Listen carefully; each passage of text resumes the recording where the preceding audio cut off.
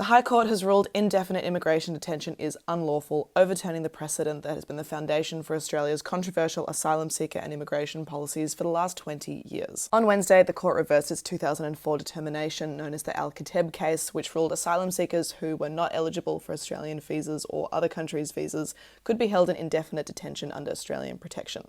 The ruling has been long criticised by human rights groups who say it's inhumane to hold someone in detention without telling them when or if they will be released. Even prisons don't operate like that. The decision that overturned it was reached when lawyers for a detained Rohingya man from Myanmar argued that because of this precedent, the man essentially faced detention for life, because no country would grant him a visa due to his criminal conviction for sex with a minor. Chief Justice Stephen Gageler told the court the problem here is with the scenario which the provision is designed to achieve in fact simply will not occur, cannot occur at least in the foreseeable future. This basically means that a new test will now be applied to cases, and if it's unlikely a country will accept a person for the foreseeable future, then that person cannot be detained.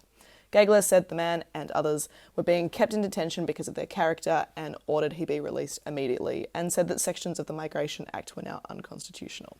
The result could see the 92 people currently in detention who cannot be returned to their country of origin, including refugees and stateless persons, immediately released, but the future for the remaining 340 people in long-term detention remains in doubt. Over the last 20 years since our Migration Act was updated, the average length of time the Australian government has held people in immigration detention is 708 days.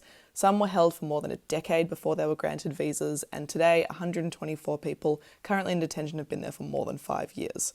Wednesday's decision has been welcomed by human rights groups who have been advocating for this reversal. The acting legal director of the Human Rights Centre, Samiti Verma, said in a statement, "Indefinite detention ends today.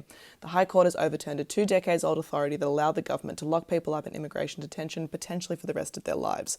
Detention in these circumstances is unconstitutional. This has life-changing consequences for people who have been detained for years without knowing when or even if they will be released." Professor Jane McAdam, director of the University of New South Wales Caldor Centre for International Refugee Law, also said Australia's approach to detention has been completely out of step with other democratic countries. She said this is an important and long-awaited victory for human rights.